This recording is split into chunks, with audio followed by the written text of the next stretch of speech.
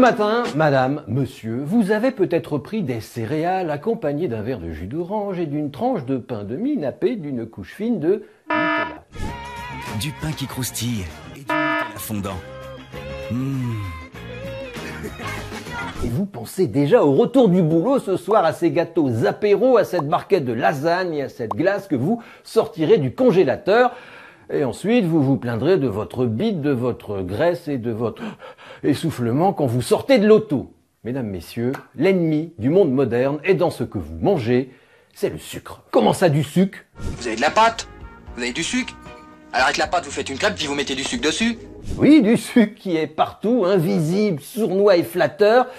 Vous l'ingurgitez sans le savoir et hop, le cerveau est immédiatement subjugué. Aussitôt qu'il excite une papille de la langue, le sucre active le circuit de la récompense et quand il arrive dans l'intestin, il recommence et la dopamine, hormone de la satisfaction, est émise et se diffuse dans le sang. À force, on en redemande car on en a besoin.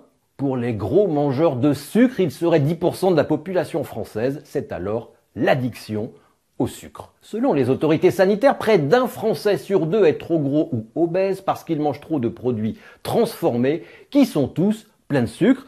Dans un paquet de chips, la moitié du poids, et oui, c'est du sucre. Or, nous sommes nés à une époque lointaine où le sucre n'était pas disponible facilement. Il fallait aller le chercher, l'extraire de ce que nous mangions. Notre organisme est fait pour extraire lui-même le sucre des légumes, des viandes et des fruits, pas pour en être gavé. Par jour, en plus du sucre que nous extrayons nous-mêmes de notre nourriture, nous n'avons pas besoin de plus de 25 grammes de sucre qu'ont rajouté les industriels ou que nous rajoutons nous-mêmes dans notre café ou notre yaourt. 25 grammes, c'est 4 cuillères à café bien pleines. L'OMS recommande, elle, de ne pas dépasser 50 grammes de ces sucres ajoutés. Pourtant, en France, d'après l'ANSES, de 20 à 30% des adultes et des adolescents sont à plus de 100 grammes par jour, 60% des 8 à 12 ans dépassent déjà les 75 grammes par jour et 75% des enfants de 4 à 7 ans dépassent 60 grammes par jour. Voilà une belle victoire de l'industrie agroalimentaire, car elle a fait du sucre une de ses matières premières essentielles, y compris dans les produits salés. Pourquoi? Parce que le sucre ne coûte rien, parce qu'il donne bon goût et surtout parce qu'il rend addict. On y revient tout le temps. Or, le sucre dont les produits transformés sont gavés est à la fois trop nombreux et trop simple. Le corps ne sait pas quoi en faire, alors il le stocke sous forme de graisse. Et cela grâce à l'insuline. Lorsque le sucre arrive dans le sang, le pancréas diffuse cette hormone qui a pour rôle de faire ouvrir les parois cellulaires. Le sucre rentre alors dans les cellules, il y est transformé en lipides. Il n'est donc pas métabolisé, hydrolysé, il est stocké sous forme de graisse. Ce n'est pas tout, car l'industrie a réussi l'exploit de transformer les pâtes et le riz en source de sucre. Alors ces deux produits alimentaires sont constitués d'amidon. L'amidon est une longue chaîne très solide formée de molécules de glucose. La cuisson lui permet à l'amidon d'être digeste. Ces sucres seront donc métabolisés et non pas stockés sous forme de graisse. Or, avec ses pâtes cuites en 3 minutes et son riz en 5 minutes, l'industrie a créé des produits pervers. 3 minutes, 5 minutes, c'est trop court. Le plus souvent, on oublie, on fait donc cuire 1 ou 2 minutes de plus et on mange des pâtes et du riz tout mou.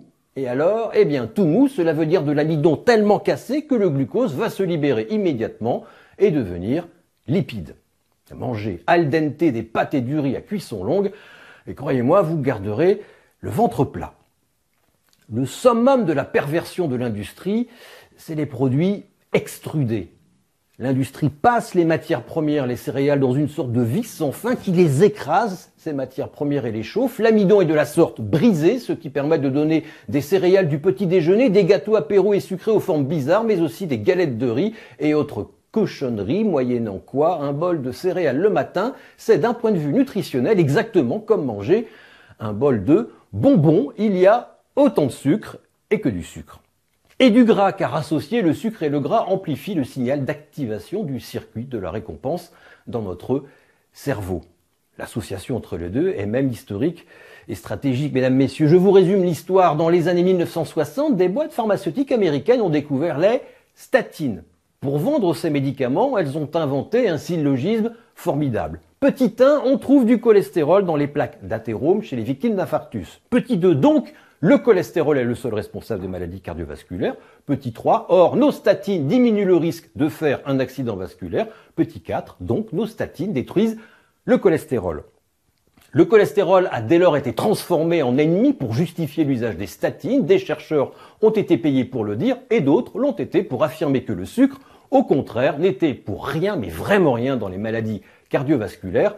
Cette publication de 1967 est un cas d'école d'enfumage qui nous a rendus gras. Heureusement, cela a été dénoncé 50 ans après par d'autres chercheurs. Le sucre, c'est bon, donc on en mange trop. C'est pour ça que c'est une idée à la con.